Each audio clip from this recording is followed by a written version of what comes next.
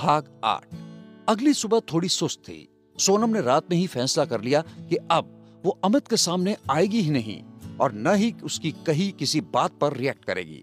उधर बिट्टू जी अल सुबह सो पाए तो जाहिर सी बात थी कि उनकी सुबह थोड़ी देर से हुई। देख रही है माँ, राधिका जी ने दादी से कहा, सूरज चढ़ गया है और आपके लाडले डॉक्टर साहब अभी भी नहीं उठे हैं। बहन की शादी है, इतने सारे काम फैले हुए हैं और लॉर्ड गवर्नर को सोने से ही फुर्सत नहीं है। उठ जाएगा बिट्टू। राधिका रात में काफी देर तक नहीं सो पाया था वो। हाँ, तो रात में गदर भी तो उसी ने फैलाया था।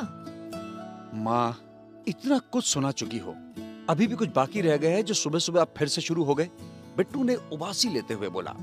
अच्छा चलो, अब चाय पी लो, फिर कुछ काम कर लो।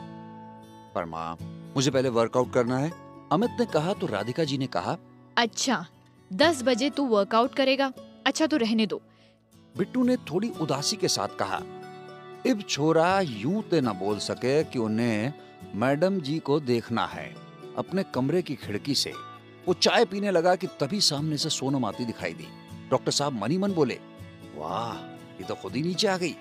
खामखा अभी मेरा कीमती पसीना बह जाता इनको देखने के चक्कर में। पर चेहरे से तो नहीं लग रहा कि रात भर रोई है और न ही चेहरे पर कोई उदासी है। क्या सच में से कोई फर्क नहीं पड़ा कल की बात से, या फिर से अभिनय कर रही है? कहीं मैं ही तो ज्यादा इमोशनल नहीं हो गया था? चुप करके चाय पी लो बिट्टू जी, और ज्यादा दिमाग मत चलाओ। कल अपने दिमाग चलाने के चक्कर में ही सब रायता फैलाए थे, बिट्टू ने खुद से कहा और कप में झांकने लगा जो कि लगभग खाली हो गया था। सोनम ने राधिका से पूछा, आंटी जी आपने बुलाया? हाँ बेटा, राधिका जी ने कहा। वो आज से खाना बनाने के लिए हलवाई लग रहा है और वो ऊपर तुम्हारी साइड वाली छत पर अपनी किचन सेट करेंगे। तो क्या तुम शादी होने तक कृपा के साथ रूम शेयर कर लोगी? राधिका जी ने आगे कहा। वहाँ सब सामान फैला पड़ा रहा और तुमको बार बार ऊपर नीचे करने में भी दिक्कत आएगी, तो अब दूसरी तरफ वाली छत पर किचन सेट नहीं करवा सकते। पता नहीं कब किसका दिमाग खिसक जाए। और ये कहकर राधिका जी हल्के से मुस्कुरा गई। अमित समझ गया कि ये सब माँ को उसके गुस्से को लेकर ही कहा है और वो खिसियाना सा वहाँ से चला गया। थोड़ी देर में सोनम अपनी कुछ किताबें, लैपटॉप और एक हफ्ते के हिसाब से कपड़े और बाकी जरूरत का सामान लेकर कृपा के कमरे में शिफ्ट हो गई। कृपा ने कहा, चलो अब मुझे कोई दिक्कत नहीं होगी आदित्य से बात करने में। तो सोनम ने कहा कि ऐसा क्यों कह रही हो? तो कृपा ने एक आंख विंक करते हुए कहा, वो इसीलिए मेरी जान कि अकेले कमरे में आदित्य से बात करते हुए किसी के आ जाने का डर रहता था ना, वो अब नहीं रहेगा। अब तुम हो ना मेरे साथ मेरे कमरे में। मतलब तुम्हारी चौकीदार बनकर। सोनम ने झूठे गुस्से में कहा। तो कृपा ने हंसते हुए कहा, हाँ जाने मन, रुको तुम्हें तो अभी हम बताते हैं। सोनम ने कहा और उसकी और तकिया पकड़कर दौड़ी। फिर बहुत देर तक दोनों में पिलो फाइट होती रही। फिर कुछ देर बाद सोनम कॉलेज के लिए रवाना हो गई। कॉलेज में सोनम के पास माँ का फोन आया और उससे जल्दी से कॉलेज के गेट पर आने को बोला।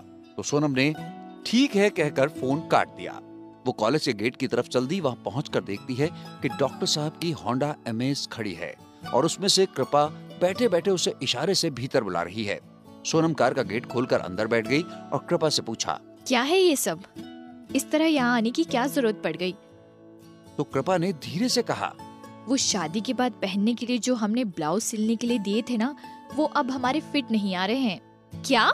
सोनम जोर से चिल्लाई तो कृपा ने उसके मुंह पर हाथ रखकर बोला, इतना जोर से क्यों चिल्ला रही हो? पूरा कॉलेज इकट्ठा करना है क्या?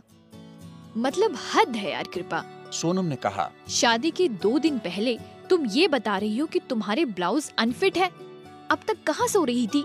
हम रोज कहते थे कि एक एक करके अपना हर जरूरी सामान बैग में जमाती जाओ, पर नहीं, हमारी सुननी ही किसे है? पहले आदित्य जी से तो बतियाने से फुर्सत पाले देवी जी। सोनम ने गुस्सा होते हुए कहा। कृपा चुपचाप सुन रही थी। फिर अचानक से सोनम ने कृपा से पूछा, तुमने अपने नाप तो दी थी ना, फिर अनफिट कैसे हो गए? तो कृपा ने धीरे से कहा कि वो हमारे 2 महीने पहले की नाप थी। क्या? सोनम का मुंह फिर से खुला हो गया। मतलब इन 2 महीनों में तुम मोटी हो गई हो? और इतना कहकर सोनम जोर जोर से हंसने लगी। कसम से कृपा, तुम पहली लड़की मिली हो हमें जो शादी होने से पहले ही मोटी हो रही हो। यार लड़कियां शादी तय होने पर अपने माँ बाप से दूर जाने के गम में दुबली हो जाती है, और एक तुम हो कि मोटी हो रही हो। सोनम दिल खोल के हंस रही थी और आगे बैठे डॉक्टर साहब उस हंसी में खोए जा रहे थे। तभी कृपा ने कहा, हंस ले बेटा, आज तेरा टाइम है, जब तेरा नंबर आएगा तब देखती हूँ मैं भी। तो सोनम ने तपाक से कहा, हमारी शादी तक तो हम पक्का बहुत दुबले हो जाएंगे, क्योंकि तब तक हम इतना रो चुके होंगे और परेशान हो चुके होंगे कि तुम्हें हमें चिढ़ाने का मौका ही नहीं मिलेगा। कृपा ने उसके ऐसा कहने पर जैसे ही घूरना शुरू किया, उसने अपना निचला होंठ काट लिया। उफ, ये क्या कह गए हम। अब कृपा क्या सोच रही होगी हमारे बारे में। और सोनम ने अपनी नजरें खिड़की पर जमा दी। जल्दी से एक शोरूम से कृपा ने अपनी साड़ियों की मैचिंग के रेडीमेड ब्लाउज खरीदे। कुछ और जरूरी सामान खरीद के घर की ओर चल दिए।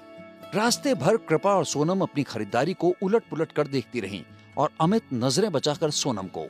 घर पर भी सोनम ने राधिका जी और दादी के साथ मिलकर कृपा को खूब चिढ़ाया और फिर सबने मिलकर साथ में खाना खाया।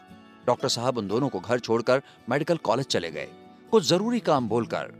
आपको तो पता चल ही गया होगा ना कि क्या जरूरी काम था डॉक्टर साहब को। पूरी फैकल्टी छान मारने के बाद भी जब अमित को कशिश नहीं दिखी तो उसने कपिल से पूछा कि आज कशिश नहीं आई क्या। तब कपिल ने बताया कि आज कशिश लीव पर है।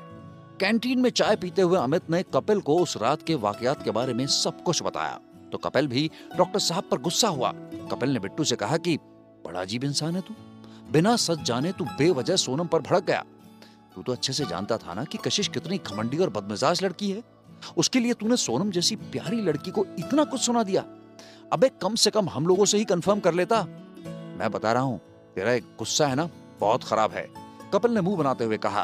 तो डॉक्टर साहब बोले, अबे वो बता जो मैं नहीं जानता हूँ। पर इस कशिश को तो मैं छोड़ूंगा नहीं। इसकी हिम्मत कैसे हुई कि उसने सोनम से इतनी बदतमीजी से बात की। उधर कशिश और रजत दोनों एक रेस्टोरेंट में मिले, आपस में कुछ बातें की और हाथ मिलाकर तिरछी मुस्कान लिए वहां से चले गए। इधर कैंटीन में कपिल ने अमित से पूछा कि उसने सोनम से माफी मांगी तो अमित ने सिर हिला दिया। अब तो कपिल को गुस्सा आ गया। बोला, साले ये ठीक नहीं है। उसको सुनाने में तूने एक पल की भी देर नहीं लगाई और माफी मांगने में इतना सोच रहा है। चल फोन उठा और फोन पर ही उससे सॉरी बोल।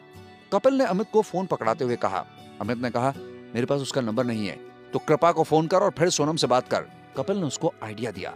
अब डॉक्टर साहब ने कपिल को घूरा और बोला, तुझे बड़ी चिंता है कि मैं सोनम से माफी मांग लूं? तेरे दिमाग में क्या खिचड़ी पक रही है? हद है। मैं तो तेरी हेल्प कर रहा हूं कि जिससे तुझे इस गिल्ट से जल्द आजादी मिले और तू मुझे ही। अच्छा, मैं क्या सोच रहा था कि तुझे तो वैसे भी सोनम में कोई इंटरेस्ट नहीं है, तो क्यों ना मैं ही कोशिश कर लूं? कपिल ने उसे छेड़ते हुए कहा तो अमित ने कहा, रहने दे, तो जैसे को वो सूखी घास भी नहीं डालेगी। अच्छा, जैसे तुझे तो वो रोज हरी हरी घास, ताजी घास अपने हाथों से देती है। कपिल ने फिर से उसकी टांग खींची। व्हाट द हेल, डॉक्टर साहब ने कहा और वहां से उठकर चल दिए। पर कपिल भी कहां कम था, अपनी सीट से ही चिल्लाते हुए बोला, अरे डॉक्टर जवाब तो देता जा। तो बिट्टू जी ने भी चिल्लाते हुए बोल दिया, तुझे जो समझना है समझ ले। और ये कहते हुए उसके चेहरे पर एक अलग ही स्माइल थी। डॉक्टर साहब घर पहुंचे तो बस उनकी नजरों ने अपना काम करना शुरू कर दिया, सोनम को ढूंढने का। पर वो नजर नहीं आई। फिर उसने माँ को आवाज लगाई, माँ कहाँ हो आप? प्यास लगी है, अरे एक गिलास पानी दे दो। पर माँ ने कोई जवाब नहीं दिया, शायद किसी काम में बिजी होंगी। ये सोचकर वो खुद ही किचन में चला गया, पानी लेने लगा तो देखा कि जिसे वो यहाँ वहां सब जगह ढूंढ रहा था वो तो वहां किचन में है, वो भी अकेले। बड़ी हिम्मत करके वो सोनम के सामने गया और बोला, एक गिलास पानी चाहिए। तो सोनम ने चुपचाप पानी लाकर उसके सामने रख दिया और फिर वो अपने काम में वापस लग गई। तो डॉक्टर साहब फिर बोले, और भी कुछ चाहिए? सोनम ने बिट्टू की तरफ प्रश्नवाचक निगाहों से देखा तो फिर से वो उन गहरी काली आंखों में डूब गया। तो सोनम ने कहा, आपको कुछ और चाहिए था? डॉक्टर साहब जैसे होश में आए हो, वो भी जबरन, क्योंकि उनको तो होश में आने का कोई इरादा ही नहीं था। हड़बड़ा के बोले, हाँ चाहिए तो, पर अगर तुम दोगी तो ही तो। सोनम वहां से जाने लगी। अमित ने झट से उसका हाथ पकड़कर अपनी ओर खींचा और बोला, मुझे सिर्फ तुम्हारी माफी चाहिए उस रात के लिए। I am really very sorry. Sonam की आंखों में आंसू झिलमिला गए और वो अपना हाथ छुड़ाकर वहां से सीधे अपने कमरे में चली गई। अमित फिर परेशान हो गया कि यार आजकल मुझसे हड़बड़ी क्यों हो रही है। एक बार फिर मेरी वजह से सोनम की आंखों में आंसू आ गए, पर मुझे इतनी तकलीफ क्यों हो रही है? क्यों मुझसे उसके आंसू बर्दाश्त नहीं हो रहे हैं? क्या मुझे सोनम की माफी नहीं मिलेगी? अरे भाई, आप यहाँ किचन में क्या कर रहे थे? कृपा ने पूछा तो बिट्टू ने कहा कि वो प्यास लगी थी तो पानी लेने आया था। अच्छा सुन, डॉक्टर साहब बोले। हाँ भैया, कहिए, कुछ काम है क्या? कृपा को कुछ कुछ अंदाजा तो था कि अमित उससे कुछ कहना चाह रहा था, क्योंकि उस रात के बाद से उसने अमित की आंखों में एक अजीब सी उलझन, एक अजीब सी बेचैनी देखी थी। अमित ने कहा कि यार कृपा, कुछ समझ नहीं आ रहा है कि तुम्हारी दोस्त को कैसे माफी मांगू। कोई आइडिया देना, वो तो मेरी तरफ देखती भी नहीं है। कृपा थोड़ी देर चुप रहने के बाद बोली, देखो भाई, अगर मामला तुम्हारे किसी दोस्त का होता तो मैं इतना ऊट पटांग आइडिया देती कि आप सुनने से इनकार कर देते। पर यहाँ मामला ना सिर्फ मेरी दोस्त का है, बल्कि एक ऐसी लड़की का है जिसने कभी किसी के लिए कुछ भी गलत नहीं सोचा और ना ही कभी किसी का बुरा किया होगा।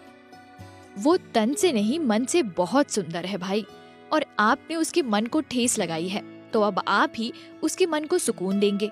इतना कहकर कृपा वहां से चली गई। अब ये भी प्रवचन देकर चली गई। डॉक्टर साहब मन ही मन भुनभुनाए, क्या मेरी गलती माफी के दायरे में नहीं आती है? अपने आप से ही जूझते हुए डॉक्टर साहब अपने कमरे में आकर लेट गए।